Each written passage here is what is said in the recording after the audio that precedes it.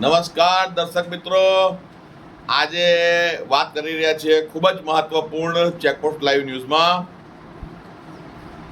ગુજરાતની અંદર એસટી વિભાગ દ્વારા જે નાના નાના ગામડાઓમાં જે બસ વ્યવસ્થા ચાલતી હતી એ દરેક જગ્યાએ ખૂબ જ ઓછી થઈ ગઈ છે.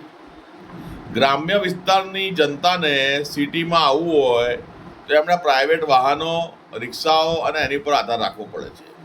હવે વાત કરીએ આપણા ખેડા જિલ્લામાં, તો કણજરી વડતાલ વિસ્તારમાં જે બસો જે ચાલતી હતી એ બસો 95% બંધ થઈ ગઈ છે અને 5% પેલા પિયાગો વાળા છે એ ટેસડા કરે છે. મન ફાવે એમ ભાડા લે અને એમનું ચલાવે છે. કહેવાનો ભાવાર્થ શું છે? લોકો ટેસડા કરે એમાં અમને કોઈ વાંધો નથી, પણ જે ગામડાની જે જનતા છે આ ગરમીની અંદર ક્યાં જાય મને કહો. મારી ગુજરાત રાજ્ય સરકારને નમ્ર વિનંતી છે, માનનીય ભૂપેન્દ્રભાઈ સાહેબને નમ્ર વિનંતી છે કે સર, તમે બીજા ઘણા ઘણા સારા કાર્યો કરી રહ્યા છો. આપને લોકો દાદા કહે છે.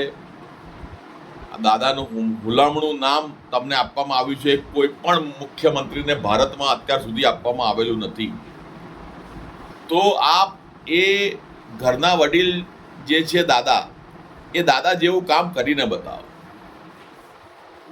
કે ગામડાની પ્રજા છે એમને બસ વગરથી ના રાખશે. એમાં બે ફાયદા છે.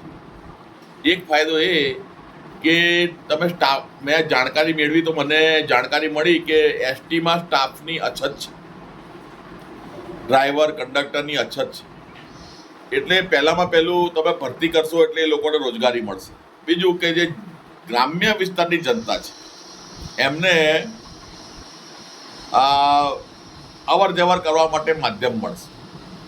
એટલે મારું એવું કહેવું છે કે ભલે તમે મોટી એસટી બસો ના લાવો, પણ મિની બસ, કે જે મિની બસો ચલાવો, તો જેના લીધે એ ગ્રામ્ય વિસ્તારની પ્રજા બચારી જે અત્યારે કોરોના પછી તૂટી ગઈ છે, હેરાન થઈ ગઈ છે, માંડ માંડ રોજીરોટી ચલવે છે, તો એ વિસ્તારના ગ્રામ્ય વિસ્તારની જનતાને લાભ થાય.